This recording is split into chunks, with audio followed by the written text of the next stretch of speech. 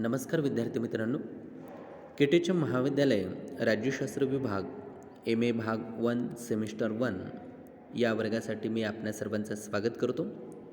विद्यार्थी मित्रांनो, राजकीय विचारांची परंपरा या विषयाच्या अंतर्गत प्राचीन कालखंड आणि त्यात प्राचीन कालखंडातील दुसरा विचारवंत म्हणजे प्लेटो या संदर्भात आपल्याला आज चर्चा करायची आहे. या प्लेटो हा जो पाश्चिमात्य ग्रीक विचारवंत आहे त्याचा आपल्याला अभ्यासामधून प्लेटोने जे तत्त्वज्ञान आणि लोकशाहीविषयक जे विचार मांडले ते आपल्याला जाणून घ्यायचे आहेत. समाजातील 3 वर्गावर आधारलेली त्याने प्लेटोने जी न्यायाची संकल्पना मांडली ती आपल्याला समजून घ्यायची आहेत. प्लेटोच्या आदर्श राज्यातील वैशिष्ट्यांची माहिती, त्याचा तत्त्वज्ञ राज्यकर्ता, त्याने सांगितलेल्या संपत्तीचा साम्यवाद, स्त्रियांचा साम्यवाद, प्लेटोचा साम्यवाद आणि आधुनिक साम्यवाद या महत्त्वपूर्ण घटकांची आपल्याला या भागात चर्चा करायची आहे. खरं तर या घटकात आपण प्लेटो आणि प्लेटोने जे आदर्श राज्याच्या निर्मितीसाठी सांगितलेली जी न्यायव्यवस्था, न्यायविषयक संकल्पना, साम्यवादाची जी संकल्पना आहेत या महत्त्वपूर्ण किंवा त्याचं तत्त्वज्ञ राज्य या घटकांची चर्चा करताना एक गोष्ट आपल्याला लक्षात घेणं गरजेचं आहे की सॉक्रेटिसचं ज्ञान आणि नीतीची एकरूपता हे जे तत्त्व त्याने मांडलेलं होतं, ह्या तत्त्वाचा आधार घेऊन प्लेटोने त्याची आदर्श राज्याची कल्पना कशी मांडलेली आहेत हे आपल्याला खऱ्या अर्थानं जाणून घ्यायचं आहे. आता सुरुवातीला आपण प्लेटोचा एक थोडासा जीवनपरिचय, अल्पपरिचय आपण जाणून घेऊया. सर्वसाधारण त्याचा प्लेटोचा जन्म हा इसवी पूर्व 427मध्ये ग्रीकमधील अथेन्स या नगरराज्यात एका वरिष्ठ वर्गीय उमराव घराण्यात झालेला आपल्याला दिसून येतो. तो लहान असतानाच अथेन्सचा स्पार्टाने पराभव केला आणि तेथील लोकशाही नष्ट करून तेथे स्पार्टाच्या वर्चस्वाखाली अथेन्समधील 30 अधिकाऱ्यांचं मंडळ, ज्याला अल्पजन सत्ता किंवा ओलिग्रेसी असं आपण म्हणतो, ते स्थापन केलं आणि त्यांच्यामार्फत राज्यकारभार चालवला. पण या मंडळात प्लेटोचे काही नातेवाईक देखील होते, परंतु थोड्याच काळात अल्पजन सत्ताक शासन पद्धती जाऊन पुन्हा लोकशाही म्हणजे डेमोक्रेसीची स्थापना तिथे झालेली दिसते. आता त्या काळातील वरिष्ठ वर्गीय इतर जे मुलं होती त्या मुलांप्रमाणे प्लेटोचे लहानपणी शिक्षण झालं. तरुणपणी तो सॉक्रेटिसच्या सहवासात आला आणि सॉक्रेटिसच्या विचारांची त्याच्यावर एक अमीप अशी एक छाप आपल्याला उमटलेली दिसून येते. पूर्व 399मध्ये प्लेटो 28 वर्ष वयाचा असताना सॉक्रेटिसवर अथेन्सच्या न्यायालयात खटला भरला गेला होता आणि तो आरोप देखील सॉक्रेटिसवर सिद्ध झाला आणि त्यामुळे सॉक्रेटिसला हेमलॉक नावाच्या विषयाचा एक कप किंवा पेला त्याला प्यावा लागला आणि तिथे त्याला मृत्यूदंडाची शिक्षा झाली. आता या खटल्याचा तरुण असा हा जो प्लेटो होता या प्लेटोच्या मनावर विलक्षण असा परिणाम झाला आणि त्यामुळे त्याला लोकशाहीचा कंटाळा आला. लोकशाहीबद्दल त्याच्या मनामध्ये घृणा निर्माण झाली. लोकशाहीचा हाच का परिपाक असा एक यक्ष प्रश्न त्याच्या मनापुढे उभा राहिला आणि त्यामुळे आदर्श राज्याचं स्वरूप कसं असावं अशा मूलगामी प्रश्नाने त्याच्या मनाची एक पकड घेतली आणि सॉक्रेटिसच्या मृत्यूनंतर प्लेटोने अथेन्समध्ये न राहता विविध देशांना म्हणजे ग्रीस जे देश होते त्या देशांना त्यांनी भेटी दिल्या. सुमारे जवळजवळ 12 वर्ष त्याने भरपूर प्रवास करून विविध राजकीय परिस्थितींचा आणि विचारप्रणालींचा अभ्यास केला, निरीक्षणं नोंदवली आणि त्या अनुभवामधून प्लेटोने तत्त्वज्ञान, राजकारण या विषयाच्या संदर्भात ग्रंथ लिहिण्यास त्याने सुरुवात केली. त्याने लहान मोठे असे जवळजवळ 38 ग्रंथ प्लेटोने लिहिले आणि त्यातले राज्यशास्त्राच्या दृष्टीने काही महत्त्वपूर्ण ग्रंथांचा आपल्याला उल्लेख करता येईल. तो म्हणजे प्लेटोचा दी रिपब्लिक हा जो काही ग्रंथ आहे तो अत्यंत महत्त्वपूर्ण आपल्याला असा हा ग्रंथ त्यामध्ये सांगता येतो. त्याचबरोबर त्याचा कन्सर्निंग जस्टिस हेच त्या रिपब्लिकचं दुसरं नाव असंही म्हटलं, म्हणजे न्यायावरचा उत्तम असा ग्रंथ म्हणून त्याचं ओळखलं जातं.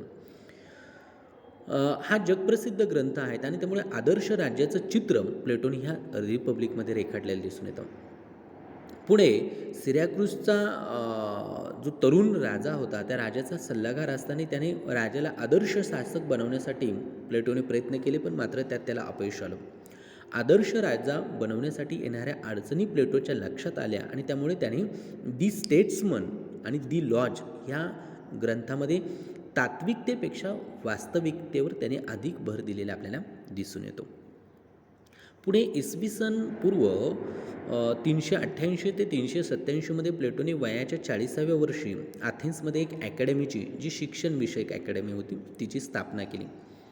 केवळ ज्ञानलालसेने, त्या अकॅडमीची उद्दिष्ट 2 होती. एक म्हणजे ज्ञानलालसेने व शास्त्रशुद्ध पद्धतीने विद्या अभ्यास व्हावा, हा त्याचा उद्देश होता. आणि दुसरा, मिळवलेले ज्ञान हे मानवी हितासाठी सार्थकी लावावं, हा एक दुसरा उद्देश सांगता येतो.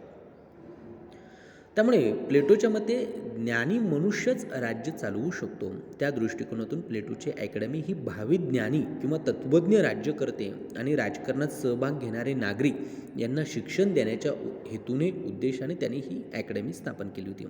आणि या संस्थेतून अनेक तत्त्ववेत्ते, राजकारणी, पुरुष किंवा सेनापती हे निर्माण देखील झालेले आहेत.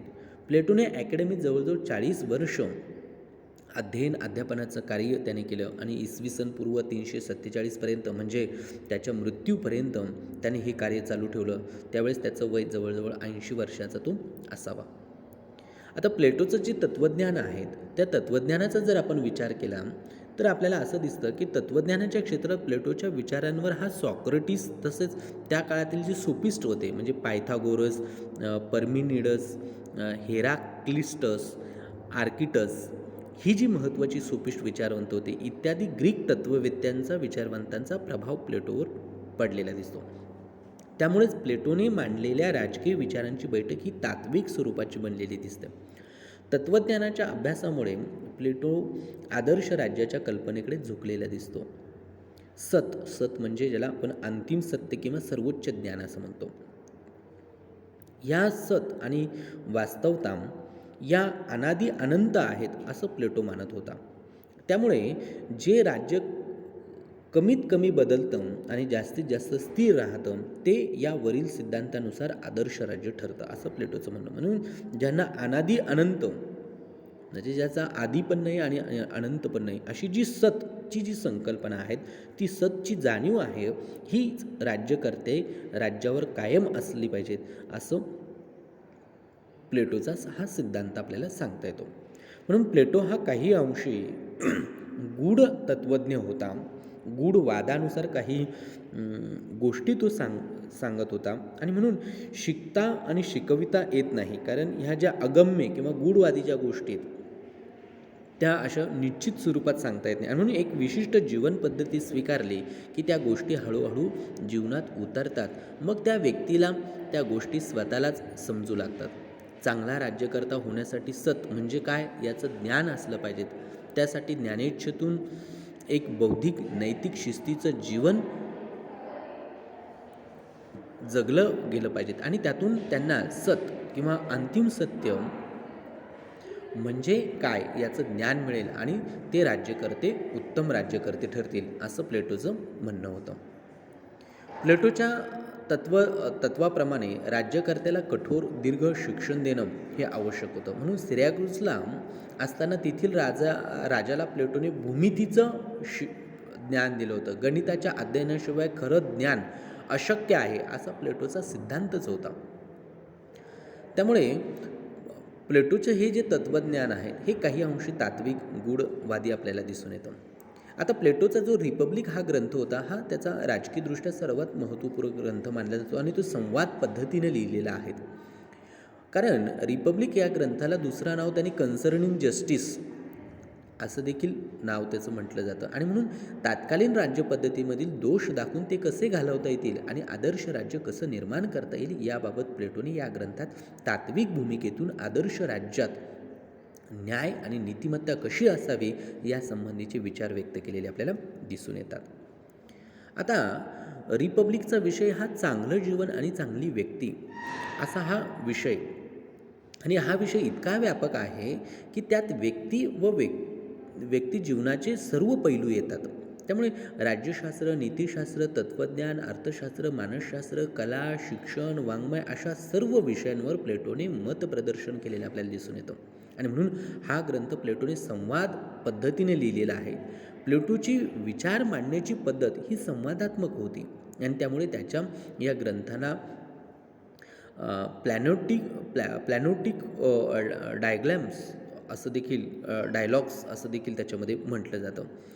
आणि म्हणून रिपब्लिक हा केवळ राजकीय ग्रंथ नाही, तर तो शिक्षणशास्त्रावरील एक सर्वोत्तम ग्रंथ आहे, असं रुसो या प्लेटोच्या या रिपब्लिकबद्दल म्हणताना आपल्याला दिसून येतं. म्हणून प्लेटोने रिपब्लिक या ग्रंथात न्यायव्यवस्था, नैतिक राज्यसत्ता, प्रजेचं कल्याण, समाजरचना, सैन्य व्यवस्था, समाजातील श्रमावर आधारित 3 वर्ग, शिक्षण पद्धती, स्त्रियांचा व संपत्तीचा साम्यवाद, आदर्श राज्य, तत्त्वज्ञ राज्यकर्ता, नगर राज्य व लोकसंख्या राज्यव्यवस्थांचे प्रकार आदी महत्त्वपूर्ण घटकांच्या संदर्भात सविस्तर माहिती दिलेली दिसून येते. प्लेटो आपल्या उतरत्या वयामध्ये त्याने दी स्टेट्समन आणि दी लॉज ह्या ग्रंथामध्ये थोडीशी सौम्यता आणून वास्तविक विचार तो मांडताना दिसतो. तरी पण रिपब्लिकमधील आदर्श राज्यच सर्वोत्तम असतं असं प्लेटो मानताना दिसतो. आता प्लेटोने सर्वात महत्त्वाचं प्लेटोच्या विचारांवर जो प्रभाव आपल्याला दिसून येतो तो म्हणजे प्लेटोने लोकशाही विषयक जे त्याने विचार मांडलेले आहेत आणि लोकशाहीवर जो टीका त्याने केलेली आहेत ते त्यामध्ये महत्त्वपूर्ण ठरतात. त्या काय होत्या त्याविषयी आपण माहिती जाणून घेऊया. खरं तर प्लेटो हा लोकशाही विरोधक होता, कारण स्पार्टाकडून अथेन्सचा पराभव झाल्यानंतर तत्कालीन अथेन्स नगर राज्यात जे अल्पसत्ताकांचं जे राज्य आलं होतं. मात्र अमीर उमरावातील कलह, जनतेवर होणारा अन्याय, जुलूम आणि त्यातून पसरलेली अराजकता यामुळे काही वर्षांनी तेथे पुन्हा लोकशाही स्थापन झाली. मात्र ह्या लोकशाही शासन काळातील अन्याय व अत्याचारांमुळे पूर्वीची अल्पजन सत्ता बरी होती अशी म्हणण्याची वेळ प्लेटोवर आली. प्लेटोच्या अतिशय आदरणीय असलेला त्याचा जो गुरु होता तो म्हणजे सॉक्रेटिस. त्या सॉक्रेटिसला याच लोकशाहीने विषाचा पेला पाजून त्याचा वध केलेला होता, त्याची हत्या केलेली होती आणि त्यामुळे सर्व खटल्यांमध्ये प्लेटो स्वतः सॉक्रेटिसच्या बरोबरीने वावरत असताना शेवटच्या क्षणापर्यंत सॉक्रेटिस आपल्या या आवडत्या शिष्याला ज्ञान देत होता आणि ह्या गोष्टीचा प्लेटोवर फार परिणाम झाला होता. आणि ही सॉक्रेटिसला शिक्षा करणारी व्यवस्था ही लोकशाही व्यवस्था होती. आणि त्यामुळे ह्या परिस्थितीमुळे त्याच्या विचारात स्पार्टाबद्दल आस्था निर्माण झाली. शिवाय अथेन्सचा स्पार्टाने केलेला पराभव त्याने स्वतःच्या डोळ्यांनी पाहिलेला होता. त्यामुळे रिपब्लिक या ग्रंथामध्ये आपल्या या ग्रंथात लोकशाहीचा तो धिक्कार करून स्पार्टासारखी सर्वंकष राजसत्ता ही कशी चांगली आहे याबद्दल तो मत मांडतो. आणि म्हणून प्लेटोने लोकशाही व्यवस्थेवर जी कडाडून टीका केलेली आहेत ती टीका महत्त्वपूर्ण ठरते. त्याने लोकशाहीतले दोष दाखवलेले. त्याच्यामध्ये राज्यकर्त्यांचे अज्ञान आणि अकार्यक्षमता हे लोकशाहीमधील सर्वात मोठे दोष आहेत असं तो सांगतो. अथेन्सच्या लोकशाहीचा स्पार्टाच्या लष्करशाहीने पराभव केलेला होता आणि त्यामुळेच राज्यकर्त्यांची अकार्यक्षमता व अज्ञान लोकांच्या डोळ्यासमोर होतं. तसेच अथेन्सच्या लोकशाही राज्याने सॉक्रेटिसचा बळी घेतलेला होता. म्हणून प्लेटोचा लोकशाहीवर राग होता.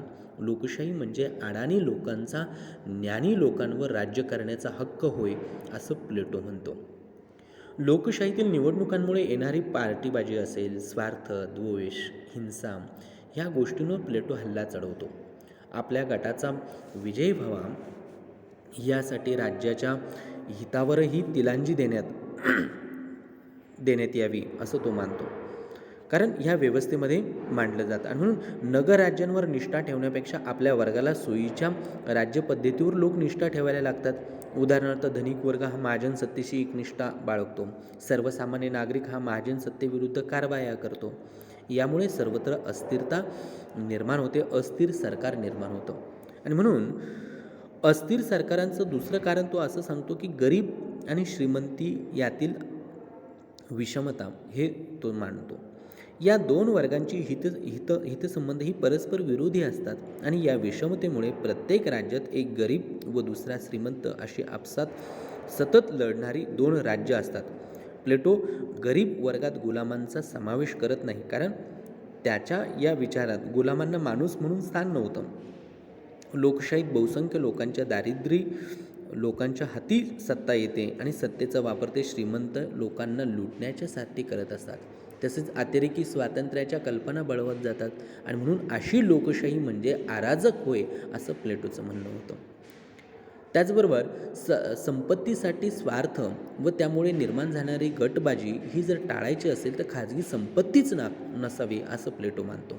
राज्यकर्त्यांची अकार्यक्षमता आणि गटबाजी या दोन शापांपासून कशी मुक्तता करता येईल याचीच चिंता प्लेटोला असलेली दिसून येते. आणि म्हणून ग्रीक नगर राज्यातून त्यावेळी अस्तित्वात असलेली प्रत्यक्ष लोकशाही आज जगातून हळूहळू नाहीशी झालेली असली तरीही त्याची जागा प्रातिनिधिक सनदशीर लोकशाहीने म्हणजे अप्रत्यक्ष लोकशाहीने घेतलेली असली तरीसुद्धा लोकशाहीतील दोष हे आजही प्लेटोने सांगितलं त्या पद्धतीने आपल्याला दिसून येतात. म्हणून प्लेटोची लोकशाहीवरील जी टीका आहेत ती काही प्रमाणात आजच्या लोकशाही व्यवस्थेत देखील आपल्याला दिसून येते, हे मात्र त्यामधलं विशेष आहे.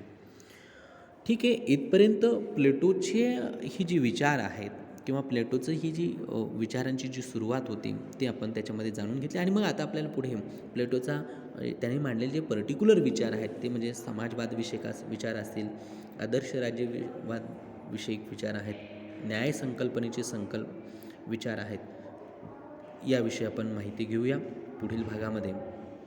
तोपर्यंत आपण थांबूया. सर्वांचे धन्यवाद.